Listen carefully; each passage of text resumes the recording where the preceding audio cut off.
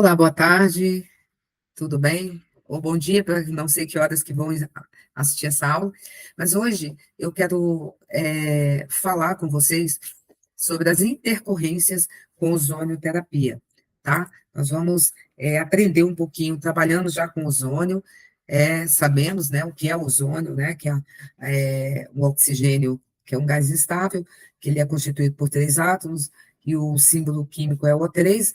Ele é produzido naturalmente na estratosfera, né, após a liação dos raios ultravioletas.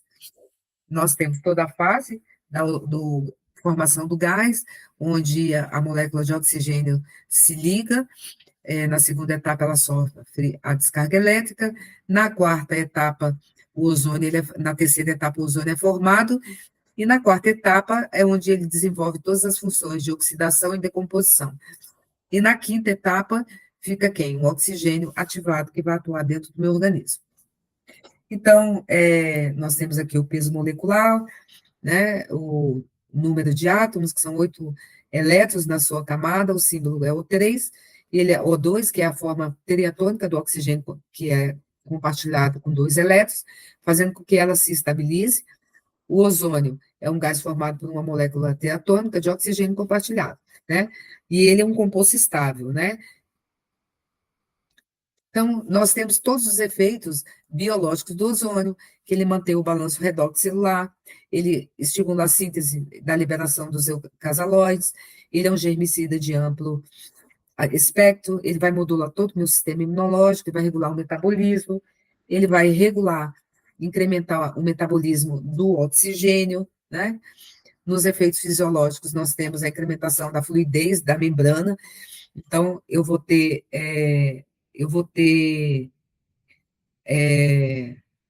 uma redução da viscosidade ali do meu sangue, né? O ozônio é muito bom para fluidificar, consequentemente, eu vou ter a redução dos níveis de fibrinogênio no meu sangue, e ele vai incrementar toda a carga negativa.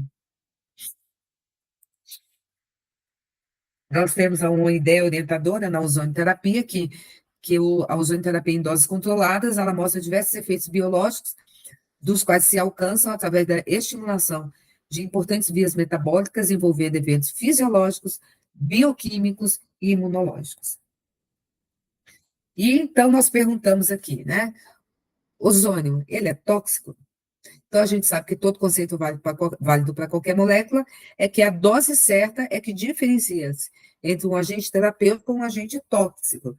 É a mesma coisa se eu tomar um remédio, uma dosagem altíssima, para consequência, vai ser uma intoxicação no meu organismo. E sabendo que o ozônio, ele é um agente tóxico, né? Então, a gente sabe que ele pode ser tóxico ali para os pulmões, para os olhos, para o nariz, em menor grau ali na pele, né? E ele é muito prejudicial para a mucosa respiratória, uma vez que ele tem substâncias, né, de neutralização que são suficientes contra essa mistura ali e que serão ali prejudicial para a saúde, tá? Particularmente, gente, crianças, pacientes com asma e outras broncopulmonares, elas estão, assim, em risco com ozônio, né? Porque criança, principalmente, que ela não sabe ali como tratar, geralmente, você vai falar com uma criança, é difícil para ela poder absorver ali a sua informação. Então, é muito importante que, quando nós formos fazer o ozônio, eh, nós tenhamos esse cuidado. O ozônio, ele é um agente terapêutico, né? Ele pode ser usado ali como um agente terapêutico. Então, nós temos também que ter ciência que ele pode ser tóxico, é, muito tóxico ao organismo, né? E pode até causar a morte. Então, nós precisamos fazer do ozônio, trabalhar com ozônio em doses fisiológicas, né? Porque as doses fisiológicas, elas vão se comportar, assim, surpreendentemente, assim, no nosso organismo. Mas doses altas doses elevadas vai tornar o ozônio um agente muito tóxico, né? Então, o conceito válido ali para qualquer molécula é que a dose adequada faz com que a diferença entre um agente terapêutico e um agente tóxico, né?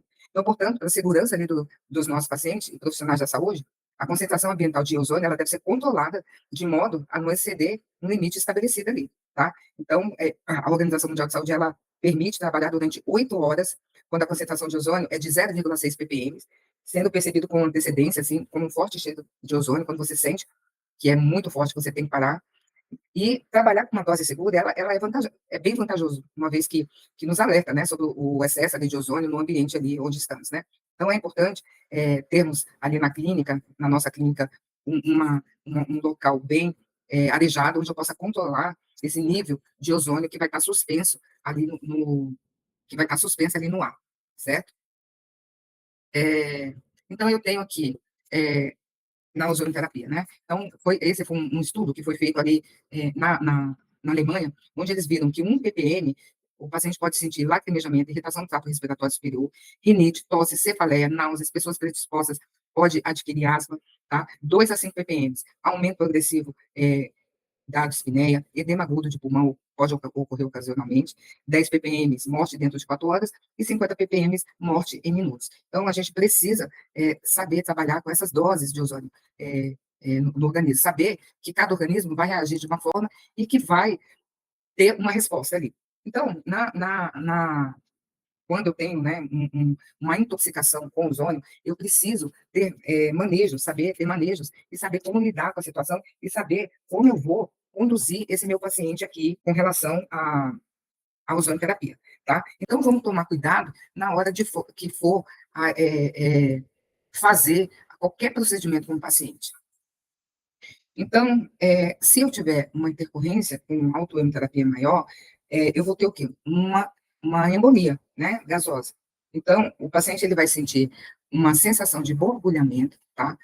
Axilar, tosse, sensação de opressão retroesternal, tonturas, distúrbios visuais, que é a antropia, crise de hipotensão, sinais de isquemia cerebral, tá? Paresia dos membros, sepsemia pode acontecer, nós vimos ali, AVC, dor torácica, e podendo ocorrer até morte, tá? Então, vamos ter cuidado, tá? Ozônio é maravilhoso, mas a gente tem que tomar cuidado.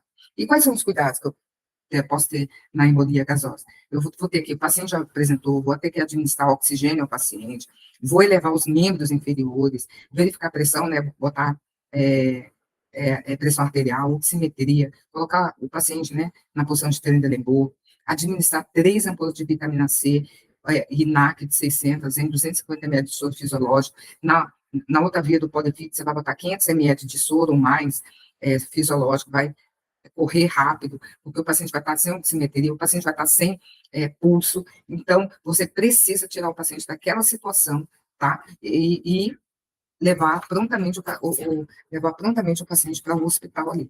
Então, é importante fazer todos esses cuidados, certo? Então, gente, ozônio é maravilhoso, maravilhoso, mas tem seus riscos, e nós temos que cuidar para que o nosso paciente não sofra uma intercorrência e você ter que levar ali o seu paciente para o hospital com, com com essas intercorrências com ozonoterapia, certo? Então, nós vamos discutir agora 3 casos, né? Que é importante nós discutirmos esses casos, porque nós temos que ficar alertas com relação às intercorrências que podem ocorrer com o ozônio. Então, foram 3 casos que eu separei de medicina forense e patologia, tá? Para nós discutirmos aqui. Então, vamos lá. E vamos tentar elucidar o que aconteceu nesses casos. O primeiro caso foi descrito pela medicina forense e patologia. Foi uma morte inesperada durante a terapia de oxigênio e ozônio, né? Foi publicada no American Journal of Forensic Medicine e foi publicado em junho de 2000. É o resumo, né? Então, ele é descrita uma morte inesperada causada por embolia gasosa que ocorreu durante a terapia com oxigênio e ozônio, administrada por autohemotransfusão para psoríase. Essa complicação incomum sugere a necessidade de investigar os benefícios e efeitos adversos da aplicação médica do ozônio. Bom, provavelmente essa embolia que ocorreu aqui nessa morte inesperada foi porque a pessoa que fez a autoemoterapia maior, ela deixou o gás entrar na veia do paciente. Não tem outra explicação, porque se o gás está passando, o sangue está entrando e não tem gás, e não tem nenhuma, o gás não passou direto, não há nenhum problema. Agora, se o sangue acabou e o gás entrou, porque o que fica dentro da bolsa é gás, ele vai ter, o paciente sim vai ter uma intoxicação, como teve aqui, e o paciente teve uma embolia. Provavelmente foi de uma forma muito rápida, não sei qual foi a técnica que foi feita, mas provavelmente foi uma forma muito rápida. Esse ar deve ter passado em bolos, e com essa passando em bolos, entrou na veia e o paciente teve uma embolia. A gente sabe que quando nós estamos fazendo uma autoanioterapia maior, nós não saímos de perto do paciente. E quando o gás está já terminando no copinho, a gente já desliga, exatamente para não ter esse problema de embolia. Nesse segundo caso aqui, no Jornal de Doenças Vasculares Cerebrais e AVC, volume 13, edição 6, de novembro a dezembro de 2004, nas páginas 259 a 261, foi um caso de um acidente vascular cerebral vertebrasilar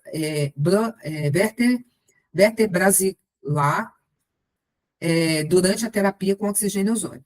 Então, o histórico foi o seguinte: uma mulher de 66 anos que fumava 20 cigarros por dia desde os 22 anos, com hipertensão, em tratamento com diuréticos, foi admitida no Hospital Universitário de Perugia, Itália, devido ao início abrupto de cegueira bilateral. A paciente foi admitida de uma clínica local de dor e desenvolveu durante uma injeção de ozônio intradiscal lombar, L5S1, para ciática, uma cefaleia frontal do tipo tensional, sem náusea e vômito, e em seguida, quase repentinamente, cegueira bilateral. Na entrada, o oftalmologista. Tá, só tem até aqui, tá? Não tem outra discussão desse caso. Então, na discussão, até onde sabemos, este é o primeiro caso documentado de acidente vascular cerebral vertebrobasilar durante uma aplicação médica de ozônio. O paciente apresentava síndrome de Anton como resultado da hipoperfusão no topo do basilar.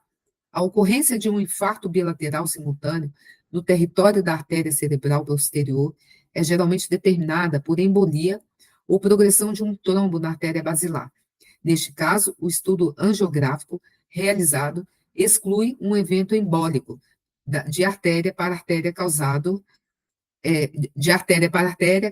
por cervical proximal. Bom, nesse caso, há várias coisas que nós temos que analisar aqui. A paciente fez a intradiscal entre L5 e S1. Então, há várias perguntas que nós podemos fazer. A paciente fez a marcação correta da vértebra onde ela estava fazendo ali essa paravertebral? Essa paciente, esse profissional que fez essa aplicação, fez a marcação, seguiu os parâmetros de apalpação, saber exatamente onde é a vértebra, ele apalpou, ele fez aquela margem de segurança, que depois que nós fazemos o risco, nós colocamos 2 centímetros do lado, 2 centímetros para o outro. Será que ele fez isso? Então, a agulha empregada foi a agulha adequada? Porque se você usa uma agulha 25 por 7, 30 por 7 para fazer uma paravertebral, a perfusão do gás, ela é muito rápida. É muito rápida. Então, não se deve fazer com essas agulhas. Nós fazemos como? Fazemos com uma agulha fina. Nós utilizamos até o Gelco 24, que ele é bem fino, né? E uma outra agulha da Nipro, que também é bem fininha. Por quê? Porque quando o gás entra ali dentro da agulha, ele se dissipa com uma facilidade muito grande, é muito lenta, né? E distribui o gás homogeneamente, e não vai ser algo abrupto ali para poder o gás pegar um outro caminho, né? E ir até ali fazer essa embolia que ocorreu, que fez ali nesse local. Então, isso é muito importante, nós sabermos, né? O local, a agulha, exatamente a agulha que foi empregada, porque tudo isso pode ter contribuído para esse paciente ter tido esse AVC. O terceiro caso que eu quero trazer aqui para vocês foi uma sepsemia fulminante secundária à terapia com ozônio para a hérnia de disco lombar, tá? Então, o resumo do relato do caso da discussão clínica é descrever uma complicação rara, mas fatal, secundária à terapia com oxigênio e ozônio para o tratamento de hérnia de disco lombar. Complicações previamente relatadas secundárias à terapia com oxigênio e ozônio são raramente relatadas. Discite séptica e abscessos epidurais foram relatados após mielografia, punção lombar, injeções paravertebrais, anestesia epidural, acupuntura e terapia intradiscal com quimopapaina. Relatamos o primeiro caso de infecção local com disseminação sistêmica fatal e secundária a esse tratamento. Então, vamos lá. Foi um homem de 57 anos, previamente tratado com terapia com oxigênio e ozônio, apresentou dor lombar bilateral. A tomografia computadorizada lombar revelou a presença de discos hernianos L4, L5, L5, S1. 3 dias após a admissão no hospital, o paciente desenvolveu uma sepsemia fulminante. Uma tomografia computadorizada, abdominal pélvica e torácica, e cultura de sangue levaram ao diagnóstico de envolvimento muscular lombar pirogênico, acompanhado de embolia pulmonar séptica, secundária e infecção por Escherichia coli. Este relato de caso identifica uma complicação rara e fatal da terapia com oxigênio e ozônio no tratamento de uma hérnia de disco lombar. A sepsemia aguda fatal deve ser considerada entre as principais complicações da terapia com oxigênio e ozônio no tratamento de uma hérnia de disco lombar. Bom, esse caso, gente, ele é claro, né? É claro que não foi feito uma sepsia correta ali nas hérnias para aplicação, ou se, de repente, nem se fez uma sepsia. E como não sabemos qual era a condição higiênica desse paciente, né? E você introduz uma agulha ali sem fazer uma sepsia no local. E o que aconteceu? Deu um choque, né? Pirogênico nesse paciente, que acuminou numa sepsemia. Então, quando eu vou fazer qualquer procedimento, e principalmente na lombar, nas hérnias de disco, nós fazemos a primeira sepsia, bem limpa ali, antes da marcação. Fazemos toda aquela sepsia ali no paciente, com os 2, 3 algodões. Depois, nós fazemos o processo de apalpação, tá? Da vértebra, a marcação, marcamos tudo e fazemos uma nova asepsia na hora de aplicar. E depois que nós terminamos essa aplicação, nós fechamos todos os pontos com micropore, com o blonde stop. Então, isso aí foi um caso higiênico. O profissional que estava fazendo a terapia, não fez a asepsia correta e o paciente pegou uma sepse. Não se sabe se até mesmo se reaproveitou uma agulha, sei lá, né? Então, são intercorrências, né, com ozônio que pode acontecer. Então, nós temos que ter muito cuidado na hora, né, que formos fazer a terapia. Então, nós temos que fazer o possível, né, para evitar as intercorrências. Então, eu listei aqui algumas coisas, né? Então, por exemplo, ter conhecimento técnico e científico sobre o ozônio. Tem gente que faz ozônio aí e acha que é isso e sabe muito e tudo mais, mas não tem conhecimento, né? Não ter conhecimento de praticar técnica. Outra coisa, ser habilitado.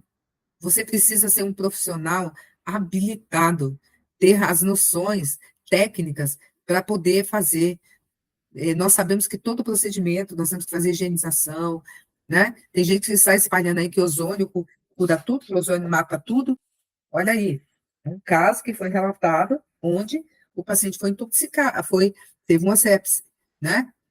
Então, você precisa ter também a perícia, saber o que você está fazendo, qual o material que você está utilizando, se aquele material, se aquela agulha é a agulha certa para o procedimento, né? usar as técnicas corretas aprendidas no curso, saber que se o profissional que você aprendeu é um profissional idôneo, que te ensinou a técnica certa, porque tem muito profissional aí que está ensinando besteira, né?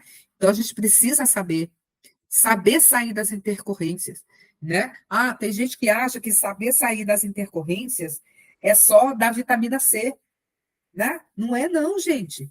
Você tem que saber tirar o seu paciente das intercorrências daquilo que aconteceu, né? Ser humilde para admitir seus erros e trabalhar para que não aconteça mais, ou então para que esses erros a cada dia sejam minimizados. Nós não podemos, nós temos que aprender com os nossos erros e minimizar os riscos, né? Minimizar todos esses procedimentos aí. Por quê? Porque você precisa crescer nos procedimentos da ozonoterapia e fazer aquilo com sapiência, né? Sabendo o que você está ali fazendo, né?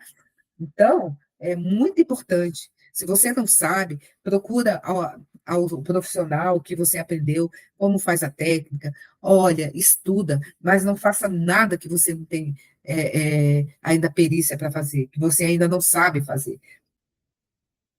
Então, eu termino essa aula dizendo que os erros cometidos hoje sejam as experiências de amanhã. Ah, tem um detalhe, eu vou voltar aqui com relação às intercorrências, fazer o teste da G6PD no paciente. Tem gente que está falando por aí que você pode fazer ozônio em pacientes que têm deficiência da G6PD. Isso é uma mentira. É uma mentira. Você não pode fazer, entendeu? Você não pode, você vai matar o seu paciente, tá? Então, você não pode fazer. Então, você precisa fazer o teste da G6PD nos seus pacientes, certo? Então, é isso, é que os erros cometidos hoje sejam as experiências de amanhã, para que amanhã vocês não possam, vocês tenham o mínimo de erro possível, o mínimo de intercorrência possível com a técnica da ozonoterapia e qualquer outra técnica, né? A gente, no caso, estamos falando de ozônio, mas com que outra técnica, certo? Então, vou ficando por aqui, um grande abraço para vocês.